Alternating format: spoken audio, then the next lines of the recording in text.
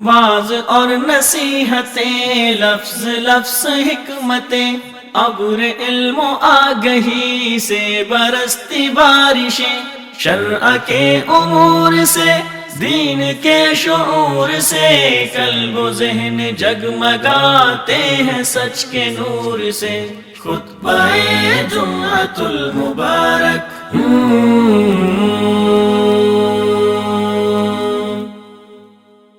ان الحمد للہ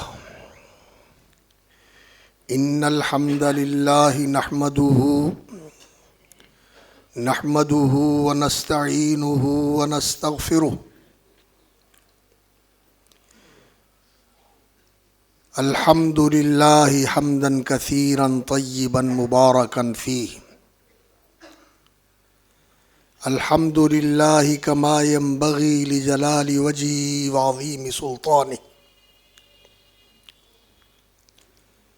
الحمد للہ نحمده ونستہدیہ ونستغفرہ ونتوب الیہ، ونعوذ باللہ من شرور انفسنا وسیئات اعمالنا، من يهده اللہ فلا مضل له ومن يضلل فلا هادی له، واشهد ان لا الہ الا اللہ وحدہ لا شریک له، واشهد ان محمدا عبدہ ورسولہ، ارسلہ بالحق بشیرا ونذیرا وداعیا الی اللہ باذنہ وسراجا منیرا۔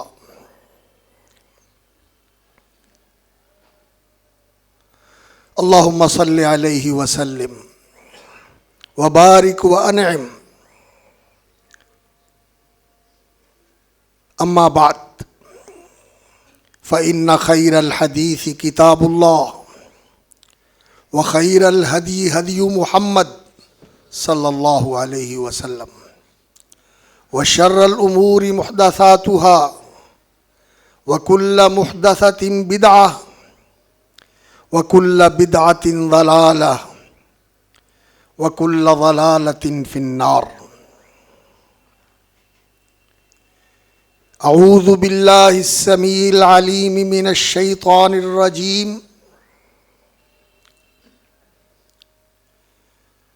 قال اللہ تبارک وتعالی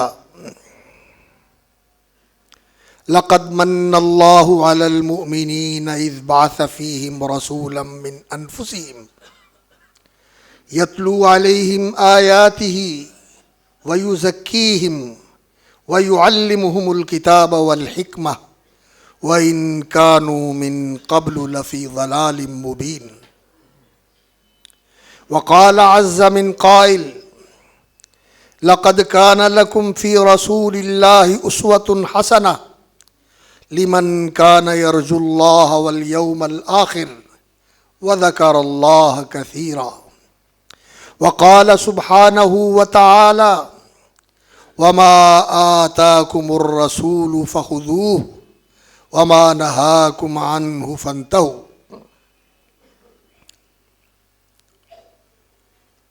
حمد و ثناء، تعریف اور ستائش،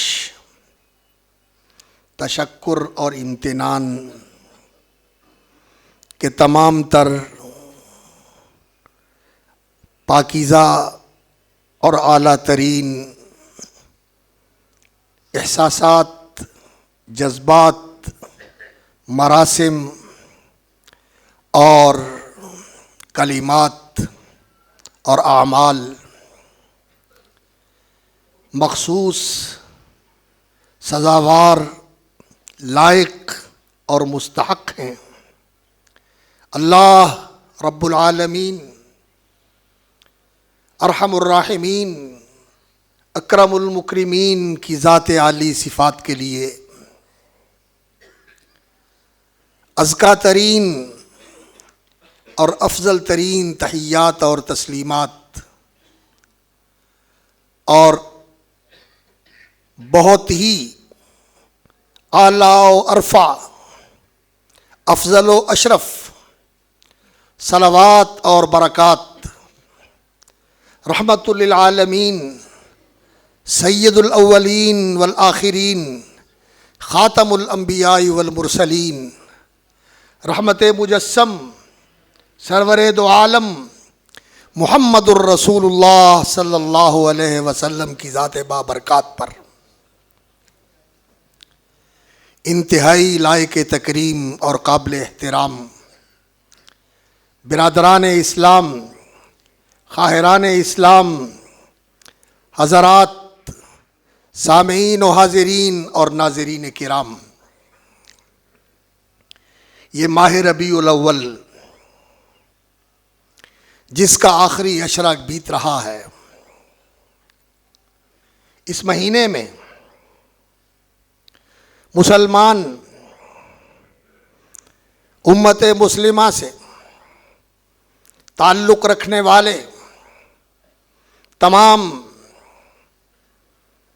وہ لوگ جن کے دل میں محبت رسول اکرم صلی اللہ علیہ وسلم کی محبت کا چراغ جلتا ہے، اور جو آپ صلی اللہ علیہ وسلم کے ساتھ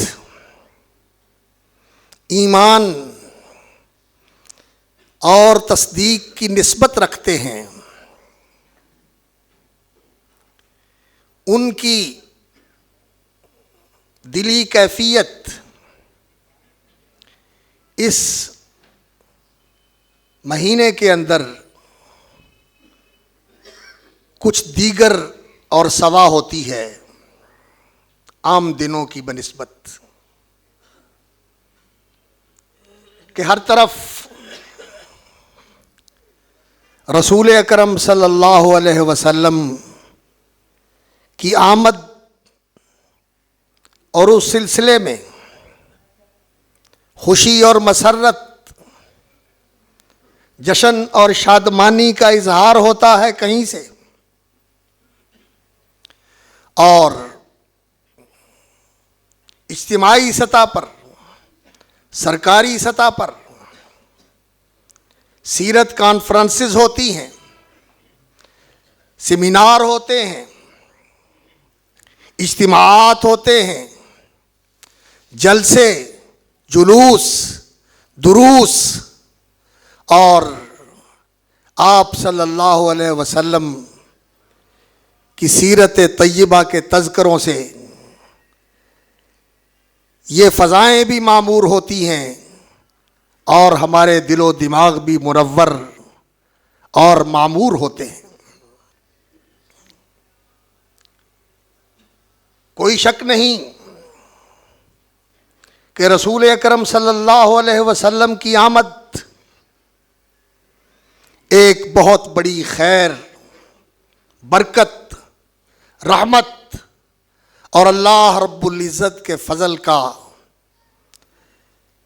ایک دروازہ کھلنا ہے، جس کی خوشی، مسرت ہر مسلمان اپنے دل میں محسوس کرتا ہے کہ آپ کی آمد سے اللہ رب العزت کی رحمتوں کے در کھل گئے، کہ اس ارحم الراحمین نے اس شخصیت کو اس کائنات میں بھیجا جسے سارے جہانوں کے لیے رحمت بنایا ہے، اور انہوں نے فرمایا انما انا رحمت مہدات، میں تو وہ رحمت ہوں جو اللہ رب العزت نے تمہاری جھولی میں ڈال دی۔ اس پہ خوشی ہر مسلمان محسوس کرتا ہے، اور یہ کوئی انوکھی اور کوئی ایسی بات نہیں کہ کوئی یہ کہے کہ فلاں کرتا ہے اور فلاں نہیں کرتا۔ نہیں، جو محمد الرسول اللہ صلی اللہ علیہ وسلم پر ایمان رکھتا ہے، آپ صلی اللہ علیہ وسلم کے دنیا پہ، آپ صلی اللہ علیہ وسلم کے دنیا میں آنے پہ وہ خوشی سے نہال ہو جاتا ہے کہ اللہ رب العزت نے رحمتوں کے دروازے کھول دیے. اور رسول اکرم صلی اللہ علیہ وسلم کی تعریف، توصیف، آپ کی نعت، آپ کی منقبت، آپ کی مدحت کے لیے مجلسیں اور محفلیں برپا ہوتی ہیں. شاعر اور سخنور آپ صلی اللہ علیہ وسلم کی ذات بابرکات کے حضور اپنی عقیدت، محبت اور احترام اور توقیر اور تبجیل کے پاکیزہ جذبات پیش کرتے ہیں. یہ بھی کوئی ایسی بات نہیں کہ کسی کو اس پر اعتراض ہو، لیکن دیکھنے کی بات یہ ہے کہ رسول اکرم صلی اللہ علیہ وسلم کا جو تعلق ہے رسول ہونے کا، اللہ کے نبی ہونے کا، ہمارے اور اللہ کے درمیان ایسا واسطہ ہونے کا کہ وہ ہمیں اللہ سے ملانے والے ہیں، اللہ کے سامنے جھکانے والے ہیں، ہمیں اس کا رستہ دکھانے والے ہیں، ہمیں اس کی چوکھٹ پہ لانے والے ہیں، اور یہ بتانے والے ہیں کہ اس کائنات کے اندر اے انسان، تیری محبتیں، تیری تعظیم، تیری تکبیر، تیری تحمید اور تیری تسبیح کا اگر کوئی حقدار ہے تو وہ اللہ ہے جس نے تجھے پیدا کیا ہے، اور تیری اطاعتوں کا مرکز، تیری محبتوں کا محور، تیرے تذلل اور خضوع کا حقدار اس کے سوا کوئی نہیں. اور اس نے تیری رہنمائی کے لیے، تیری رہنمائی کے لیے، تجھے جنت کا راستہ دکھانے کے لیے اور تجھے اللہ رب العزت کے قریب کرنے کے لیے اور تجھے اس کی رحمتوں اور اس کی محبتوں کا حقدار بنانے کے لیے اللہ رب العزت نے تیرا رہبر، تیرا ہادی، تیرا پیشوا، تیرا مقتدا، تیرا امام اور تیرے لیے رہبر محمد الرسول اللہ صلی اللہ علیہ وسلم کو بنا کر بھیجا ہے. اللہ اکبر. رسول اکرم صلی اللہ علیہ وسلم کا جو مقام ہے، جو مرتبہ ہے، اگر اس کی تفصیل بیان کی جائے تو بہت وقت چاہیے، لیکن ایک شعر جو حضرت شاہ عبدالعزیز رحمۃ اللہ علیہ کی طرف منسوب ہے، یا صاحب الجمال و یا سید البشر، اے وہ ہستی جس کو اللہ رب العزت نے حسن و جمال کا وہ کمال عطا فرمایا ہے کہ من وجہک المنیر لقد نور القمر، کہ تیرے چہرہ انور کی روشنیوں سے سورج اور چاند کو روشنی ملی ہے. لا یمکن الثناء کما کان حق، تیرے حسن کی، تیرے جمال کی، تیرے حسن صورت کی، تیرے حسن سیرت کی، تیرے حسن خلق کی، تیرے حسن عمل کی، تیرے حسن معاملہ کی کوئی کیا تعریف کر سکتا ہے، کوئی کیا حق ادا کر سکتا ہے؟ وہ تو ہستی ہے کہ وہ اللہ رب العزت تیری تعریف کرتے ہیں. اس نے تیری تعریف کی. اللہ اکبر. رسول اکرم صلی اللہ علیہ وسلم کی عقل کی، آپ صلی اللہ علیہ وسلم کے دل و دماغ کی تعریف کی. ما کذب الفؤاد ما رآ. آپ صلی اللہ علیہ وسلم کی نگاہ کی تعریف کی.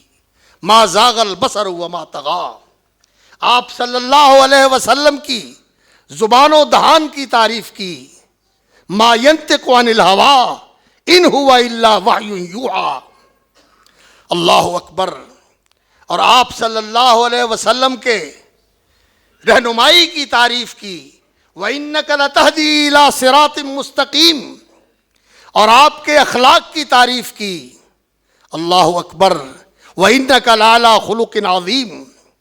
اور آپ صلی اللہ علیہ وسلم کے رویے کی تعریف کی, آپ کے برتاؤ کی تعریف کی. لوگوں نے تو انہیں تانا دیا کہ یہ دیوانے ہیں, اور اللہ نے فرمایا ما انت بنعمت ربک بمجنون. تیری عقل, تیرا فہم, تیری فراست, تیری دانش, تیری بینش تو وہ اتنی اعلیٰ و عرفہ ہے کہ اللہ رب العزت اس کی تعریف کر رہے ہیں. دنیا کے خرد مندوں کی, دنیا کے عقل والوں کی, دنیا کے دانشوروں کی عقل, دانش, حکمت تیرے جوتے پہ قربان کی جا سکتی ہے. صلی اللہ علیہ وسلم. لا يمكن الثناء كما كان حقه. تیری ثنا, تیری تعریف, تیری توصیف کا حق ادا نہیں کیا جا سکتا. حق یہی ہے کہ بعد از خدا بزرگ توئی قصہ مختصر. اللہ کے بعد اگر اس کائنات میں کوئی ہستی ہے, کوئی ہستی ہے تو وہ تیری ہستی ہے, کوئی مقام ہے تو وہ تیرا مقام ہے. اور اسی لیے اردو زبان کا بہت بڑا سخنور ہے اور بڑا نکتہ رس اور بڑا بلند تخیل رکھنے والا شاعر ہے. اس کی شاعری تو خیر جیسے شاعروں کی شاعری ہوتی ہے, لیکن بعض باتیں بہت خوب کہی ہیں. اس نے یہ ایک بات کہی, غالب ثنائے خواجہ بیزداں گذاشتم کہ یہاں ذات پاک مرتبہ دان محمد است. کہ میں نے نعت نہیں لکھی اس لیے کہ جس کی نعت اللہ نے لکھی ہے اور اللہ رب العزت جس کی تعریف کر رہے ہیں, اس کی کوئی انسان, کوئی زبان اور کوئی شاعر اور اس کا تخیل کیا تعریف کر سکتا ہے. اور شاید آپ اس بات کو جانتے ہوں گے, جانتے ہیں تو بہت اچھا, نہیں جانتے تو جان لیں کہ صلاۃ کا معنی کیا ہوتا ہے.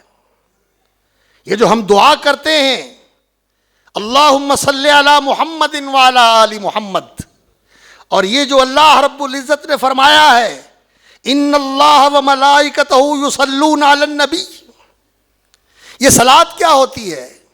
عام طور پر لوگ کہہ دیتے ہیں کہ یہ اللہ کی رحمت ہوتی ہے. نہیں, یہ کم نظری ہے, یہ کوتاہ فہمی ہے. اللہ رب العزت نے صابرین کی تعریف کرتے ہوئے فرمایا اولئک علیہم صلوات من ربہم ورحمہ, کہ ان صبر کرنے والوں کو بشارت دے دو کہ ان پر اللہ رب العزت کی طرف سے صلوات بھی اترتی ہے اور اللہ کی رحمتیں بھی برستی ہیں. صلوات کا الگ ذکر فرمایا, رحمت کا الگ ذکر فرمایا. تو اس کا یہ معنی تو نہیں رحمتیں بھی اترتی ہیں, رحمتیں بھی اترتی ہیں. نہیں, صلوات اور ہے, رحمت اور ہے.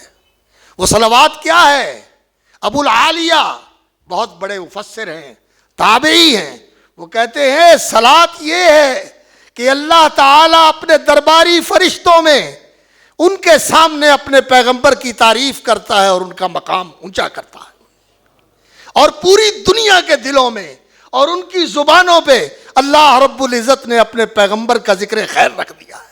وَرَفَعْنَا لَكَ ذِكْرَكَ, تیرا ذکر ہم نے بلند کر دیا ہے کہ دنیا کے اندر کوئی لمحہ ایسا نہیں, کوئی گھڑی ایسی نہیں جہاں تیرا نام نہ لیا جاتا ہو, تجھ پہ درود نہ پڑا جاتا ہو اور تیرے مرتبے اور مقام کے اندر بلندی نہ ہوتی. وَرَفَعْنَا لَكَ ذِكْرَكَ.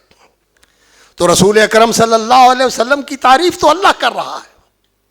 وَرَفَعْنَا لَكَ ذِكْرَكَ, اس لیے غالب نے کہا غالب ثنائے خواجہ بیزداں گذاشتم کہ یہاں ذات پاک مرتبہ دان محمد است. انہیں پتا ہے کہ محمد کو میں نے کیا مقام دیا ہے, جو اس نے تعریف کی ہے اس سے بڑھ کر کس کی تعریف ہو سکتی ہے, اور یہ بالکل برحق ہے. اللہ کی تعریف کے بعد کسی کی تعریف کی ضرورت نہیں رہتی.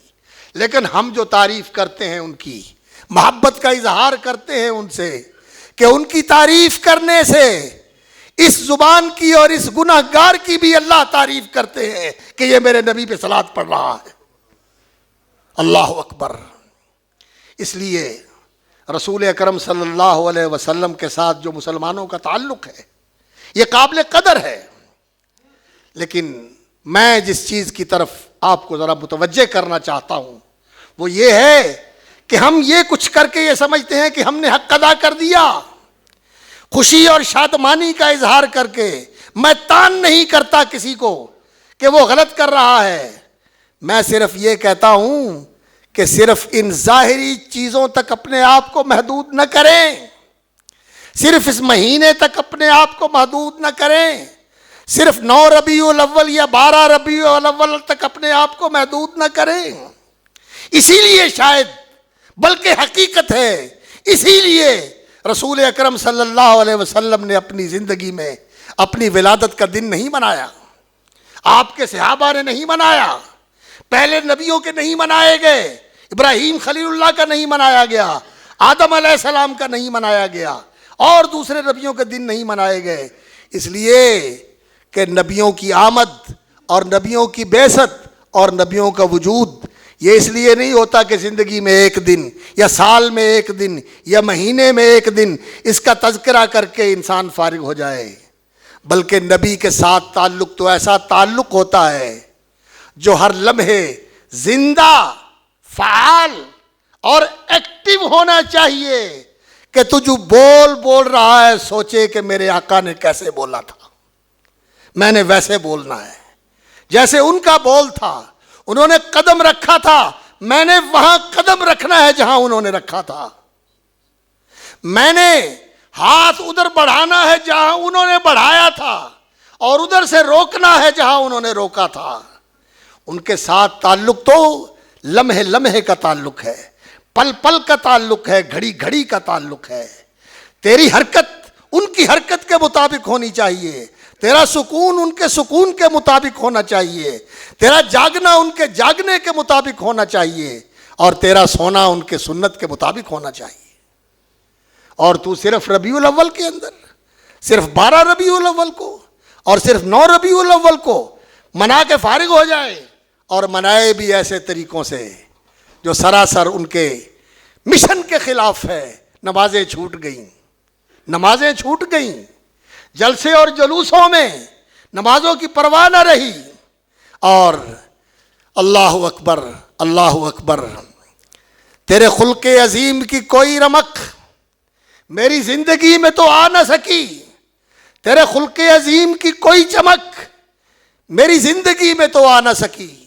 نبی صلی اللہ علیہ وسلم کی نورانی زندگی، آپ کے خلق کی نورانیت یہ میری زندگی میں نظر نہیں آتی. میری زندگی کے اندر تاریکی ہے، میری خلوتوں میں تاریکی ہے، میری جلوتوں میں تاریکی ہے.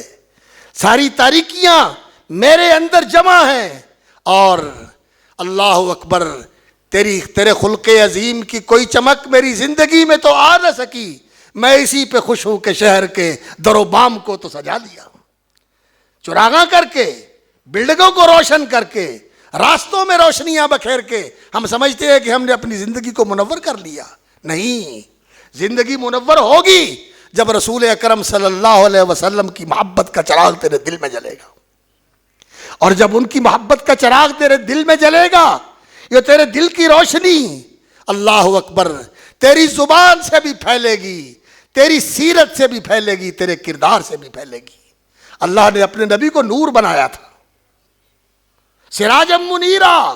اللہ قرآن میں کہتا ہے کہ اللہ کا نبی ہدایت کا آفتاب ہے، آفتاب عالم تاب ہے. پوری دنیا کے اندر کفر، ضلالت، شرک، جہالت، نا انصافی، ظلم، زیادتی کے اندھیرے مٹا دیے رسول اکرم صلی اللہ علیہ وسلم نے.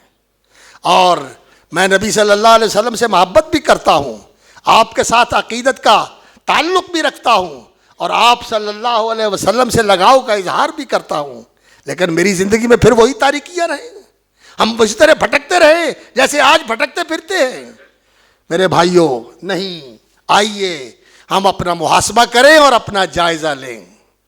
صحابہ بھی نبی صلی اللہ علیہ وسلم سے محبت کرتے تھے، اور ان کی محبت کیسی ہوتی تھی، ان کی فرما برداری کیسی تھی، ان کی تابع داری کیسے تھی، ان کی رسول اکرم صلی اللہ علیہ وسلم کے افعال کی پیروی کیسے تھی، ذرا اندازہ تو کیجئے۔ میں بھی سنتا ہوں یہ سنت ہے، آپ بھی سنتے ہیں یہ سنت ہے، اور سن کے کہہ دیتے ہیں سنت ہی ہے نا، کر لیا نہ کیا نہ صحیح۔ یہ سنت کی قدر کی میں نے، یہ سنت کی قدر کی آپ نے، میرے آقا کی سنت ہو، اس ہستی کی سنت ہو جس کی محبت کا معیار ہے۔ اللہ کی محبت اگر چاہتے ہو تو اس کا کوئی راستہ نہیں ہے محمد الرسول اللہ صلی اللہ علیہ وسلم کے نقش قدم کی پیروی کے بغیر۔ جب تک رسول اکرم صلی اللہ علیہ وسلم کی پیروی نہیں کرو گے، اللہ کی محبت کا دعویٰ جھوٹا ہے۔ اللہ رب العزت نے کہا لقد کان قل ان کنتم تحبون اللہ فاتبعونی یحببکم اللہ، اللہ سے محبت کرتے ہو میری پیروی کرو، میرے نقش قدم پہ چلو، اللہ تعالیٰ تمہیں اپنا محبوب بنا لے گا۔ اللہ کی محبت تمہیں حاصل ہو جائے گی، یعنی تمہیں اپنا محبوب بھی مل جائے گا اور محبوب کی محبت بھی تمہیں مل جائے گی۔ یحببکم اللہ ویغفر لکم ذنوبکم۔ اور یہ ہماری محبتیں، جن محبتوں کا ہم اظہار کرتے ہیں، اللہ اکبر، وہ کیا خوب کسی نے اس کا تجزیہ کیا ہے کہ یہ میری عقیدت بے بصر، یہ میری عقیدت بے بصر، یہ میری ارادت بے ثمر، اس جھوٹے دعوی عشق نے مجھے صنم دیا نہ خدا دیا، کچھ بھی نہیں ملا۔ محبت کے جھوٹے دعوے، محبت صدقے، لیکن رسول اکرم صلی اللہ علیہ وسلم کی سنتوں کو جس طرح ہم پامال کرتے ہیں، رسول اکرم صلی اللہ علیہ وسلم، صحابہ کرام کس طرح آپ کی سنت کا اہتمام کرتے تھے۔ حضرت عبداللہ ابن عمر رضی اللہ تعالی عنہ، رسول اکرم صلی اللہ علیہ وسلم کی جس سنت کے بارے میں علم ہو گیا کہ آپ صلی اللہ علیہ وسلم نے ایسے کیا ہے، تو پھر زندگی بھر اسے چھوڑا نہیں، زندگی بھر نہیں چھوڑا، جو حکم دے دیا اسے چھوڑا نہیں۔ حضرت علی رضی اللہ تعالی عنہ جب نبی صلی اللہ علیہ وسلم ان کے گھر میں گئے، اپنے لخت جگر سیدہ فاطمہ الزہرا رضی اللہ تعالی عنہ کو، خاتون جنت کو، اور اپنے داماد سیدنا علی بن ابی طالب رضی اللہ تعالی عنہ کو وظیفہ بتایا، سبحان اللہ والحمد للہ واللہ اکبر 33 بار پڑھ لیا کرو، اور اللہ اکبر 34 بار پڑھ لیا کرو۔ حضرت علی کہتے ہیں وہ دن اور آج کا دن پھر میں نے چھوڑا نہیں۔ کسی کہنے والے نے پوچھا، صفین کی جنگ تھی، مارکا برپا تھا، اور اتنا پریشانی کا عالم تھا، کہنے لگے اس دن بھی یہ میرا وظیفہ قضا نہیں ہوا، میرا وظیفہ اس دن بھی پورا ہوا۔ یہ تھا ان لوگوں کا عمل۔ رسول اکرم صلی اللہ علیہ وسلم کو ایک صحابی نے دیکھا کہ ان کا اوپر والا بٹن کھلا ہوا ہے، تو اس صحابی نے پھر ساری زندگی اوپر والا بٹن بند نہیں کیا۔ اور مجھے بھی پتا ہے، آپ کو بھی پتا ہے کہ اللہ کے رسول صلی اللہ علیہ وسلم کی کیا سنت تھی، لیکن یہ نظر آنے والی سنت جو سارے نبیوں کی سنت ہے، جس کے بارے میں اللہ کے رسول نے کہا کہ اللہ نے مجھے اس کا حکم دیا ہے، اسے اپنے چہرے پہ سجاتے ہوئے مجھے شرم آتی ہے۔ میں کہتا ہوں لوگ مجھے کیا کہیں گے، لوگ مجھے کیا کہیں گے۔ اور صحابہ کا کیا طریقہ تھا۔ سیدنا عثمان ابن عفان رضی اللہ تعالیٰ عنہ صلح حدیبیہ کے موقع پر نبی صلی اللہ علیہ وسلم نے فرمایا عمر تم جاؤ مسلمانوں کے سفیر کے طور پر۔ کہنے لگے یا رسول اللہ میرا خاندان اتنا مضبوط نہیں ہے، عثمان کا خاندان بڑا زوردار ہے، ان کو بھیجیں، ان کی لوگ قدر کریں گے۔ نبی صلی اللہ علیہ وسلم نے سیدنا عثمان کو بھیجا کہ جاؤ ان سے کہو جا کے کہ ہم صرف عمرہ کرنے کے لیے آئے ہیں، ہم کسی جنگ کے لیے نہیں آئے، اور کسی اور غرض سے نہیں آئے، صرف بیت اللہ کی زیارت اور عمرے کا عمل سر انجام دینے کے لیے آئے ہیں۔ تو حضرت عثمان رضی اللہ تعالیٰ عنہ نے نبی صلی اللہ علیہ وسلم کے طریقے کے مطابق تہمد اور اپنا ازار باندھا ہوا تھا ٹخنوں سے اوپر آدھی پنڈلی تک۔ تو ان کے خاندان کے چودھریوں نے کہا عثمان ذرا چادر نیچے کر لو، چودھری ہو، چودھری خاندان سے تمہارا تعلق ہے، تو ذرا اس کو نیچے کر لو، لوگ کیا کہیں گے، غلاموں کی طرح اونچا تہمت باندھا ہوا ہے۔ تو عثمان رضی اللہ تعالیٰ عنہ نے کیا جواب دیا؟ فرمایا مجھے یہ نہ بتاؤ کہ لوگ کیا کہیں گے، میں تو یہ جانتا ہوں کہ میرے آقا کی چادر اسی طرح ہوتی ہے، آدھی پنڈلی تک ہوتی ہے، لوگ کیا کہیں گے۔ آج ہمیں جو چیز نے پریشان کیا ہوا ہے کہ لوگ کیا کہیں گے، میرے بھائیوں ان لوگوں کو تو راضی کر لو، انہیں خوش کر لو، یہ تمہیں کہہ دیں گے کہ بہت اچھے لگتے ہو، واہ بہت اچھے لگتے ہو، لیکن کل جن کی شفاعت کی امید ہے اور جن کی دعا کا سہارا ہے، گناہگاروں کو، خطا کاروں کو، اگر انہوں نے کہا کہ میں تو اس کو پہچانتا ہی نہیں ہوں، اس کی تو شکل ہی ہمارے جیسی نہیں، کیا بنے گا، کہاں جائیں گے؟ اپنی عبادت رسول اکرم صلی اللہ علیہ وسلم کی عبادت کے مطابق بناؤ، صلو کما رأیتمونی اصلی، نماز اس طرح پڑھو جس طرح رسول اللہ صلی اللہ علیہ وسلم نے پڑھی ہے۔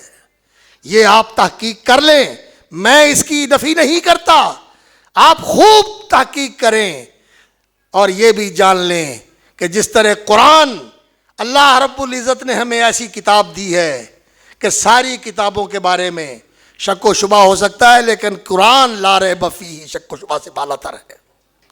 اور اسی طرح قرآن کے بعد صحیحین، صحیح بخاری اور صحیح مسلم حدیث کی 2 کتابیں ہیں، امت کے علماء کا اتفاق ہے اور پوری امت اس کے اوپر یک زبان ہے کہ قرآن کے بعد اگر صحیح ترین ریکارڈ ہے رسول اکرم صلی اللہ علیہ وسلم کے عمل کا، آپ صلی اللہ علیہ وسلم کی عبادت کا، آپ کے معاملات کا، آپ کی سیرت کا، آپ کی زندگی کا، تو وہ صحیحین کے اندر ہے۔ ذرا اپنے آپ کو اس کے ساتھ ٹیلی کر کے تو دیکھیں میری نماز کیسی ہے، صحیح بخاری اور صحیح مسلم کے ساتھ ذرا ٹیلی کر کے تو دیکھیں۔ پھر کہتے ہیں جی فلاں بھی ایسے کرتا ہے، فلاں بھی ایسے کرتا ہے، بھئی کلمہ کس کا پڑھا ہوا ہے؟ اللہ اکبر۔ اور پھر بات یہیں تک نہیں ہے کہ ہم صرف عبادت کے اندر ایسا کریں اور ان چیزوں کے اوپر زور دیں، نہیں، عبادت کی حقیقت پہ بھی توجہ دیں۔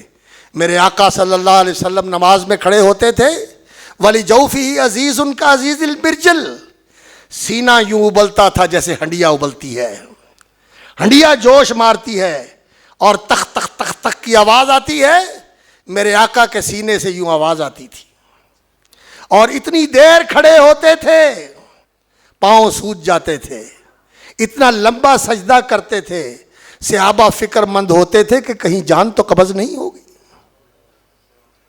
اور میری اور آپ کی نمازوں کا کیا حال ہے؟ کبھی نماز میں دل لگا؟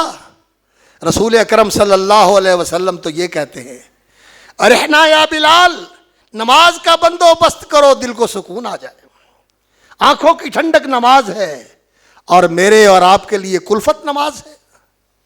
رسول اکرم صلی اللہ علیہ وسلم کی عبادت میں آپ کی پیروی کیجیے، اور آپ صلی اللہ علیہ وسلم کی غریب پروری اور نادار لوگوں کے سر پہ ہاتھ رکھنا، یتیموں اور بیواؤں کی مدد کرنا، اور وہ لوگ جو زندگی میں پیچھے رہ گئے ہیں انہیں اپنے ساتھ شریک کرنے کی کوشش کرنا، یہ رسول اکرم صلی اللہ علیہ وسلم کا نبوت سے پہلے کا بھی طرز عمل تھا، اور نبوت کے بعد تو میرے آقا صلی اللہ علیہ وسلم کی یہ کیفیت تھی کہ کسی کی تکلیف آپ دیکھ نہیں سکتے تھے۔ آپ صلی اللہ علیہ وسلم کے پاس کچھ لوگ آئے، اللہ اکبر، جن کے پاس پہننے کے لیے کپڑے نہیں تھی، انہوں نے کھالوں کے ساتھ جسم کو ڈھانپا ہوا تھا، کھالیں جسم کے اوپر ڈالی ہوئی تھی، کپڑا نہیں ہے، بھوکے تھے، نادار تھے، اللہ کے رسول کے چہرے کا رنگ زرد ہو گیا، اتنے ضرورت مند۔ آپ صلی اللہ علیہ وسلم نے لوگوں کو توجہ دلائی، اور دیکھتے ہی دیکھتے اللہ اکبر، غلے کا، کھجوروں کا، اناج کا اور درہم و دینار کا انبار لگ گیا مسجد نبوی کے اندر. تو رسول اکرم صلی اللہ علیہ وسلم کا چہرہ مسرت و شادمانی سے تمتما اٹھا. رسول اکرم صلی اللہ علیہ وسلم کسی دکھی کی تکلیف کو دیکھ کے برداشت نہیں کرتے تھے جب تک اس کا مداوع نہ کر دیتے. اور آپ صلی اللہ علیہ وسلم اپنے صحابہ کے ساتھ کس طرح گھل مل کے رہتے تھے. مجلس میں بیٹھے ہوتے تو آنے والا آ کے پوچھتا ایکم محمد، محمد صلی اللہ علیہ وسلم کون سے ہیں، کون سے ہیں محمد صلی اللہ علیہ وسلم. اور ایک آدمی آیا، نبی صلی اللہ علیہ وسلم کی بڑی ہیبت تھی، بڑا روب تھا آپ صلی اللہ علیہ وسلم کا.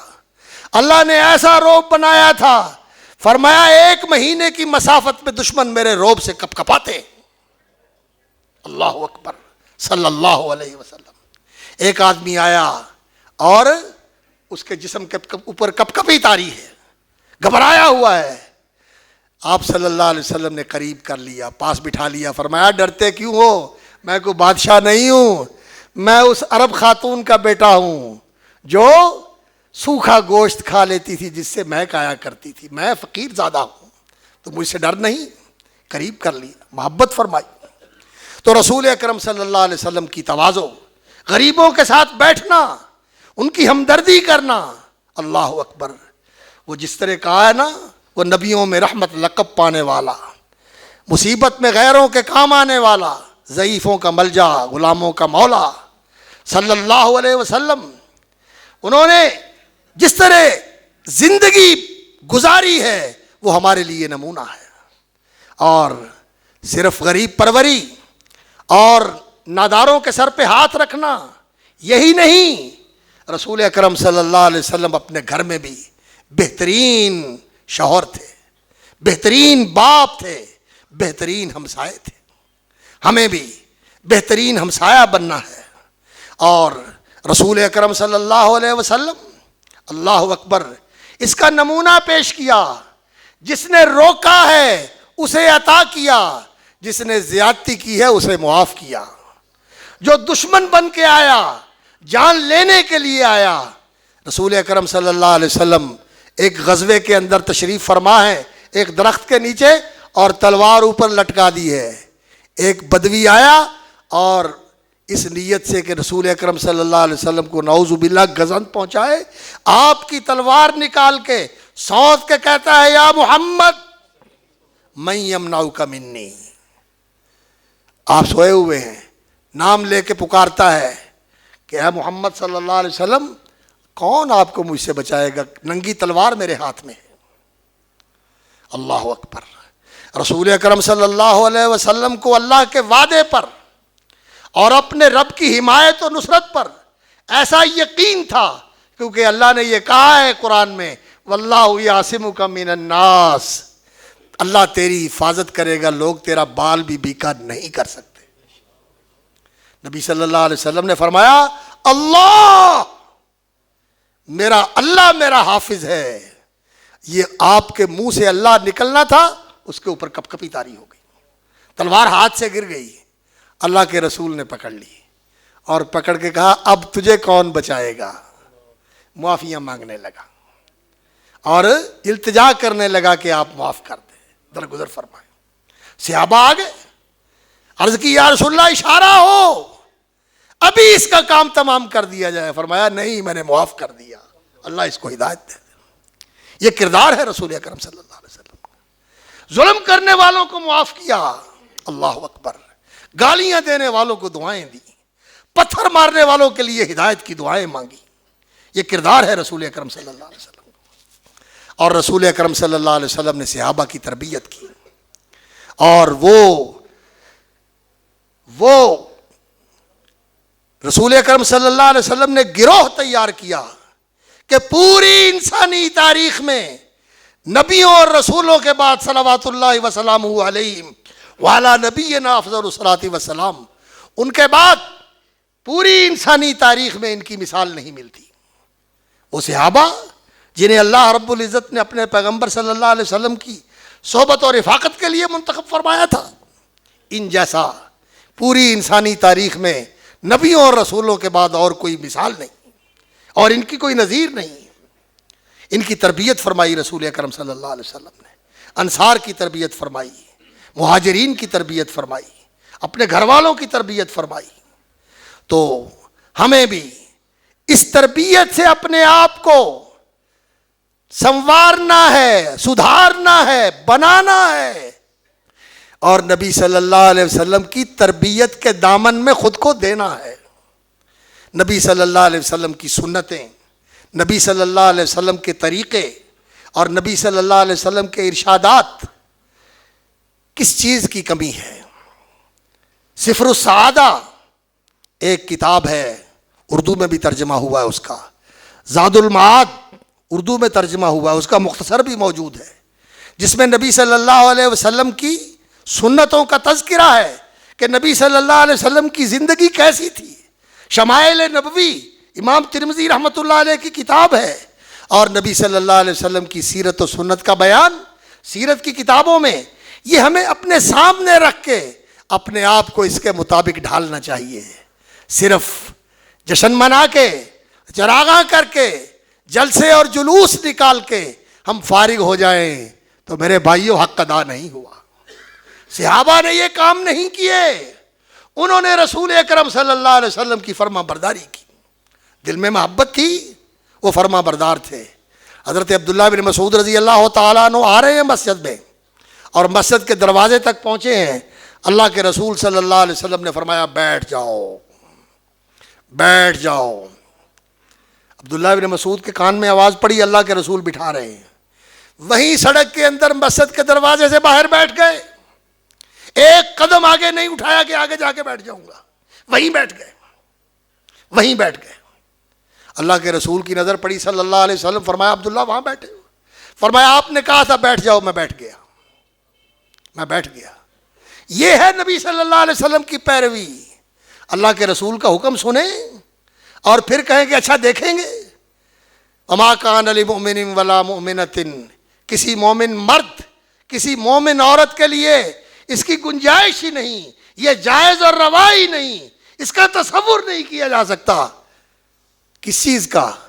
اذا قضى اللہ ورسولہ امرا، اللہ کا حکم آ جائے، اللہ کے رسول کا حکم آ جائے، ان یکون لہم الخیرۃ من امرہم، اور پھر اس کا مرضی اور اختیار باقی رہے کہ مان لوں گا، دیکھی جائے گی، نہیں، ماننے کے سوا چارہ نہیں، ماننا ہی ماننا ہے۔ اور اگر نہیں مانو گے تو پھر اپنے ایمان کی فکر کرو کہ یہ ایمان وہ ایمان نہیں ہے جو اللہ کو مطلوب ہے۔ اللہ کو ایمان کون سا مطلوب ہے؟ فلا وربک لا یؤمنون حتی یحکموک فیما شجر بینہم، تیرے رب کی قسم یہ اس وقت تک مومن نہیں ہو سکتے جب تک تجھے فیصل نہ بنائیں اپنے سارے اختلافات میں، معاملات میں، وراثتوں میں، تجارتی جھگڑوں میں، جائیدادوں کے جھگڑوں میں، خاندانی جھگڑوں میں، معاملات کے اندر، عبادات کے اندر، عقائد کے اندر، تمام سیاست کے اندر، حکومت و عدالت کے اندر، جب تک آپ کو فیصل نہ بنائیں اس وقت تک مومن نہیں ہو سکتے۔ حتی یحکموک فیما شجر بینہم ثم لا یجدوا فی انفسہم حرجا، پھر ان کے دل میں تنگی نہیں ہونی چاہیے، ویسلموا تسلیما، اور جب تک اسے دل و جان سے تسلیم نہ کر لے اس وقت تک کوئی ایمان نہیں ہے۔ تو میرے بھائیوں، صرف جشن منا کے فارغ نہ ہو جاؤ، صرف نعتیں پڑھ کے اور نعتیں سن کے جھوم کے نہ رہ جاؤ، اور جلسوں کی رونق بڑھا کے اپنے آپ کو فارغ نہ سمجھو، نہیں، رسول اکرم صلی اللہ علیہ وسلم کی رسالت کی گواہی دیتے ہو، اشہد ان لا الہ الا اللہ وحدہ لا شریک لہ واشہد ان محمدا عبدہ ورسولہ، تو رسول اکرم صلی اللہ علیہ وسلم کی دل و جان سے اطاعت کرو، اور نبی صلی اللہ علیہ وسلم کی ہر سنت میں ان کی اتباع کرو، اور نبی صلی اللہ علیہ وسلم کے طریقوں کے مطابق اپنی زندگی کو ڈھالنے کی کوشش کرو، تو انشاءاللہ العزیز آپ صلی اللہ علیہ وسلم کو، آپ صلی اللہ علیہ وسلم کی کل زیارت بھی ہوگی، اور ان کے ہاتھ سے جام کوثر بھی ملے گا، اور وہ آپ کی سفارش بھی کریں گے، اور جنت میں ان کی رفاقت اور ان کا قرب بھی ملے گا۔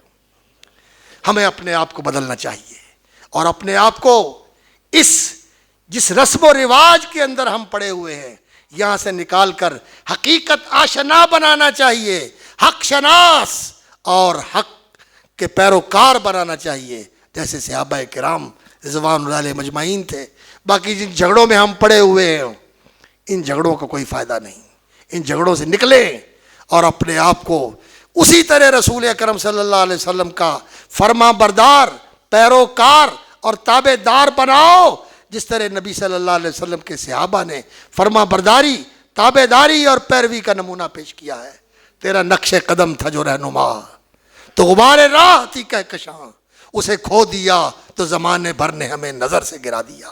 آؤ پھر رسول اکرم صلی اللہ علیہ وسلم کے نقش قدم پہ اپنے آپ کو کھڑا کرو اور نبی صلی اللہ علیہ وسلم کی پیروی کرو۔ اس بھٹکے ہوئے راہو کو پھر سوئے حرم لے چل، اس بھٹکے ہوئے آہو کو پھر سوئے حرم لے چل، اس شہر کے خوگر کو پھر وسعت صحرا دے۔ سبحان ربک رب العزت عما یصفون وسلام علی المرسلین والحمد للہ۔